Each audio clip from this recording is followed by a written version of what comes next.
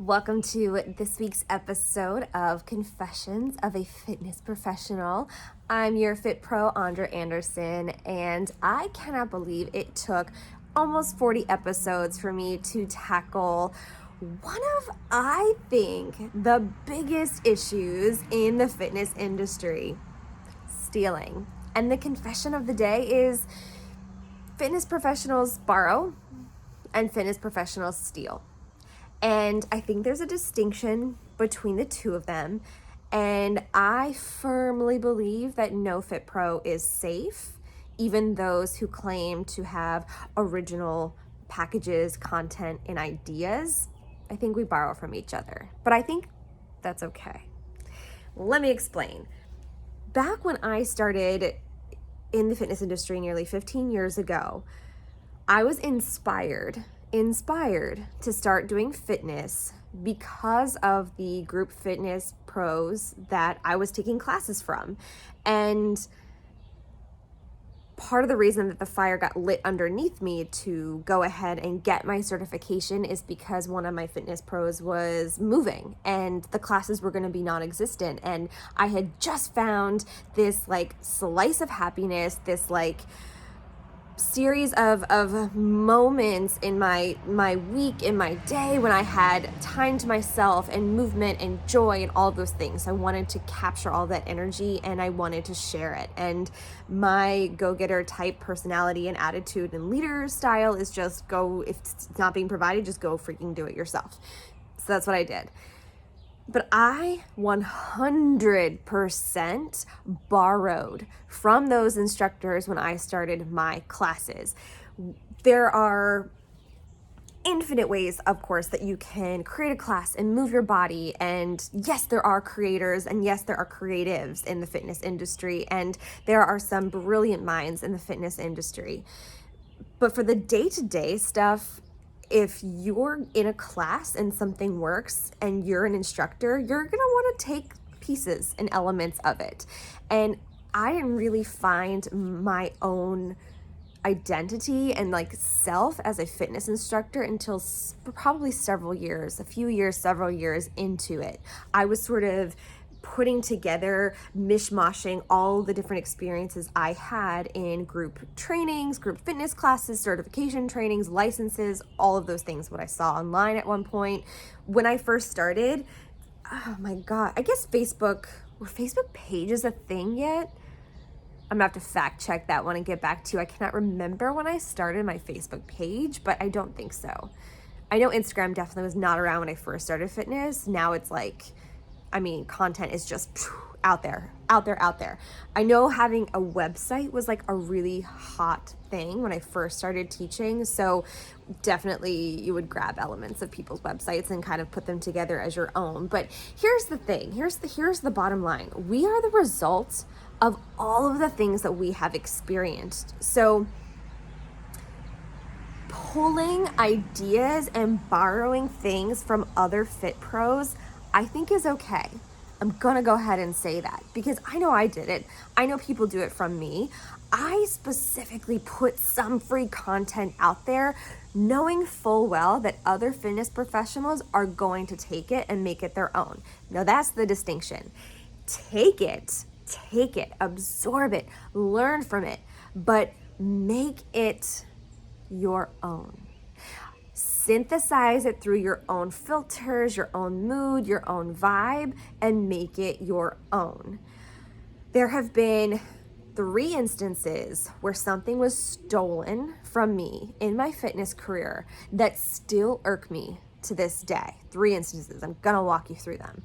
The very first one, I had just started teaching at a gym and I was the hot new instructor and I was young and had a lot of energy and I was teaching the hottest class. Everybody wanted a piece of it.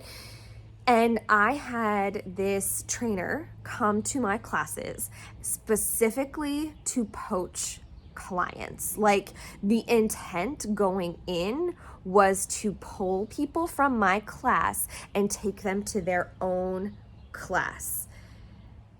I didn't realize that at first. I thought this trainer was just super friendly, wanted to come hang out with all of the rest of us. it's tough as a fitness pro to like find time to do your own workouts and to set time aside for you. So I have always welcomed fitness instructors, fit pros into my classes, like even being like, oh my gosh, if you teach this format and you want to come to my class, like don't even pay, like just come to enjoy it. Because I think I've said this on the pod, but there were multiple times throughout my fitness professional journey that I wanted to quit, and I lost the joy that I had for certain formats, and going to other people's classes would have brought that back. So if you need that little breath of life, and I feel like this is specifically true in certain formats, like I would say like the high energy stuff, and also really yoga, like you need to go. As an instructor, you need to go to other people's classes. You need to have your own time and your own practice. And yeah, you might lift ideas like flows or music or vibes, totally fine. Borrow, put through your own synthesizer, make it your own, and give it out. I think that's perfectly fine. But this trainer was coming to my classes with the intent of taking people to their own class that they were going to start at the same time in the same building. What? So my people, loyal as they are, like let me know, hey, this trainer was trying to get me to come to this class at the exact same time as yours. And look, back then when I first started, my fitness ego was like ginormous. I thought I was everything. I thought I was the crap. I thought I was the best. I thought I was like, if you're not coming to my class, like you're not, I don't know, not that you couldn't go to other people's classes, but if you were going to go to a class, I wanted it to be my class. Now, my vibe is like, I want to be part of your fitness journey wherever that can happen. If you are a diehard weekly, come to one of my classes every week, love it. You have to add other people's flavors and other styles and formats to your life, got it. But like this person was specifically coming to my class to take people and form their own class. What? Who does that? They were not successful, but they came to probably like 6 of my classes trying to poach people. That got me, and I still think about that to this day, and I still will not talk to that person to this day. I mean, I probably would. They probably have no idea that like I knew about their little scheme. Whatever, that's fine. That was one. Number 2, there was another instructor who would sometimes come to my classes and then like lift my language for social posts, for challenges, for like basically just taking copying exactly what I was doing and marketing it as their own. Now, I get that we have different circles of influence, but it would be one thing if that person lived in like California and I live in Maryland. That would be totally fine. Like take it, you can take exactly what I'm doing, repackage it, repurpose it, and use it in your area. Like go for it. Like those people need it. But when you're trying to copy exactly what I'm doing and we have like intertwined spheres, like people that come to both of our classes, people are gonna catch on, people are gonna tell me, and I'm gonna have an attitude about it. Don't do that. Don't do that. One of the best things that you can do if you're feeling like in a rut or not having good content, look at somebody who is not in your area. Go to a fitness conference, go to other people's classes, drive an hour and go somewhere else and look for other sources of influence. Don't steal, don't borrow from your own backyard. I did have an instructor friend who we would collaborate and create things together. And I think that is an amazing way to get out of a rut. That's an amazing way to feel good about yourself. That's an amazing way to learn new things. Amazing. But do not directly lift words, verbiage, movements, the entire playlist. I got so salty that if that person came to my class, there were like certain songs that I would play. And one of them was like, it's called Dessert. It was like, you can imitate me, but you'll never be me. I don't know if they ever caught on, but I knew. And that was all That was all that mattered. So one person tried to like directly poach people from my classes. One person was like lifting exactly what I was doing, phrases, full itineraries, like everything. And the third person that stole from me actually worked for them. And they stole content from me in terms of they promised they would pay me for it and never did, and then removed me from the group. So this is right at the height of COVID, when there was so much uncertainty and we didn't know if, when, whatever we would get back into gyms. So I produced a ton of virtual content, and I produced some for gyms, some for studios, and was promised payment that never came through. It was like, oh, so sorry, but I like cannot afford to pay you for that content. It's like, okay, well, fine, remove it. They didn't remove it. They removed me from that group. Okay, that's not cool. If you are in a position where you are hiring people, like fully commit, make sure you're paying people what they're worth, their value. And if you cannot fulfill the end of the deal, then don't take their stuff. Don't take their stuff and try to push it off as your own. I've forgiven all of these things. I've forgiven all of them, because at some point you have to, in order for yourself to move on, like you have to forgive, but I don't forget. And that really launched me into my own fitness business, where I was like adamant that I wasn't going to work for somebody else. I wasn't going to depend on somebody else for my fitness work. And to this day, I don't. I do now teach classes for a local Y, but I don't feel taken advantage of, which is pretty cool. I'm really glad I'm in that spot, actually. So those are the 3 instances of which like things have been taken from me, and I'm still living to tell the tale. It's totally fine. You will forgive, but that kind of created these opportunities and things that I want to share, especially with those looking to really dive into the fitness world, for those in the fitness professional world that are like in a rut, whatever it is. I do think there are things that you can borrow. I think it is okay to borrow somebody's intensity. Like if you see there's an instructor or a trainer that you're like, ooh, there's something about them. Look at how they spend their time. Steal their intensity. Like, dang, they go hard. They do XYZ. This is what they're eating. This is what they're doing. This is how they show up. Steal that. Steal the intensity. Steal the self-control. Like, the discipline. Steal the discipline and the self-control. That is something you absolutely can steal from somebody else. Like, look at how they're planning out their day, look at how they're living their life, look at their schedule, and take it. Make it yours. You can steal intensity, you can steal somebody's self-control. I think you can borrow vibes, you can borrow phrases, and you can borrow moods. I've 100% done that. I've gone to trainings because of my different professional jobs. I've been able to take trainings like outside of my local area. Like I have the means to be able to fly and like go places and go to big conferences. And I have 100% borrowed phrases, movements, choreographies, absolutely, from environments where it was like, please take this and make it your own. I've absolutely done that. And I have also shared content during those conferences and retreats that I was like, go ahead, take it. Like I had this really great event. Make it your own, take it and make it your own. I've seen people do that, which is awesome. I think really good fitness professionals want you to borrow their content. They want you to be successful with the content that they have created. I think that's fabulous. I think we should borrow from each other. Probably not like the instructor like down the road from you. Don't steal 100% of their content. If you really like somebody's vibe, I bet like 9 times out of 10, if you reached out to them, they'd be happy to meet with you.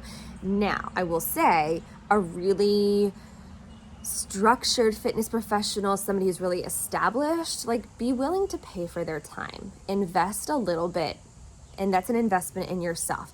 Pay people for their time, and they will gift you the world. They will share their methods, they'll give you ideas, they'll make you feel really refreshed, but be willing to pay and invest in that time. Hire your own coach. I did something fabulous a couple years ago. I hired a personal trainer for Pilates, and it was something like I didn't intend to teach it at the time. It was something that was just for me, and I learned so much about style and intensity of choreography and just overall vibe. And I still sort of take that. I've synthesized all of that stuff, and I have sort of reworked it into my offerings. Like, I looked how they set up their studio. I looked how they do all of their messaging. I looked at this, and I'm like, this is so cool. I want to hire you to help make me a better professional, a better person. I think that's fine. Be willing to pay for something like that, because I think it's important that we keep the fitness professional world legitimate. And, stealing is like no bueno. Borrowing is okay as long as you synthesize it. But don't take somebody's complete itinerary, complete class, just copy paste and use it. Don't take somebody's words, copy paste them from a social media post and use it. Let's not do that. Let's make it your own, put it through your own experiences, and then I think it's okay to use. And like I said, most fitness professionals will be totally fine with you borrowing things from them, and they will 100% be okay with you hiring them to show you better ways to do what you're doing. So confession, we all borrow, we all steal. I think sometimes it's wrong. I think there is room for sharing in the fitness profession.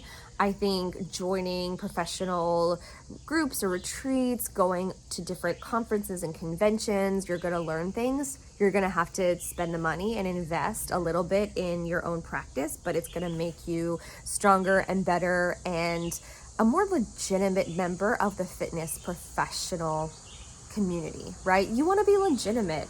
And here's the thing with stealing, and I've seen it with other instructors who've stolen from me. You can imitate me, you can take my content, but you're only going to get to go as far as I've gone. You will never get to go past a certain point. You're always going to be waiting to see what somebody else is doing. You're never going to experience that amazing growth for yourself. And that's unfortunate and that's sad. And you should want to experience that natural progression and growth, and not just wait for somebody to tell you what's going to happen next. Because my fitness journey is going to be different from your fitness journey, from their fitness journey, from their fitness journey. We're all living different lives and experiences, and that's a beautiful thing. And clients come to you because of that. I do want to finish with one note. When I was doing some research for this podcast, the biggest thing that came up with stealing in the fitness industry was stealing clients. And I want to talk about that. I think people go to fitness classes and professional trainers for two reasons. One, proximity to their house or accessibility. So if you're at a certain income level and you can afford to go to the local Y because it's really a great price, you're going to find what you can there and take advantage of what they have there. You're going to want to try to find somebody who's probably close by. I think most people are back in that mindset of I want to train in person versus virtual training. So you're looking for somebody that's in your area. So with that, you're going to find people that just speak to you and resonate with you. You're going to find a fitness trainer or a professional that's just your person. And I've been accused, I think every fitness professional has been accused of stealing clients from one location to take to another location. I don't think you can do that. I think people are smart and they follow somebody that makes them feel good about themselves, somebody that makes them feel safe, somebody that makes them feel like they're progressing. And if you're not a good business facility and you have good trainers leaving you, really good trainers leaving you and taking people with them, it's not the trainer's fault, it's your fault. It's the lack of whatever's happening at your facility. Because if you were running a great place, that trainer would have stayed with you and made it an even better place. So I've seen it happen a lot, and it's like, I feel like it's especially like harmful or feels hurtful in smaller towns because there aren't as many options and as many facilities, and it becomes really obvious when somebody leaves and opens their own place, like down the road. It becomes very obvious. But I really don't think you can actually steal a client. I think clients are smart and they're going to go with the person that makes them feel the best. And really good fitness professionals they'll stay with somebody. Like, I've been teaching at a facility since I started. I'm going to stay that they treat me well, like they let me do what I want to do. Why would I leave that? And so people will come because I'm there.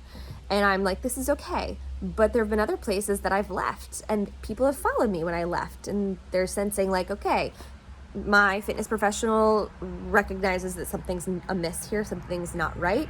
I have confidence in them. I believe in them. They have my best interests in mind. So I'm going to go with them. I don't think it's stealing. But maybe that's my confession, and maybe you have your own hot take on that. I would love to hear that. If you are a fitness professional and you have your own hot take on that whole stealing client bit, or even anything about borrowing or stealing from other fitness professionals, would love to hear it. It's a topic that it may be a little uncomfortable, but we need to talk about in the fitness industry. So hit me up, give me your hot take. And that is our confession for today. I'll catch you next time. Bye.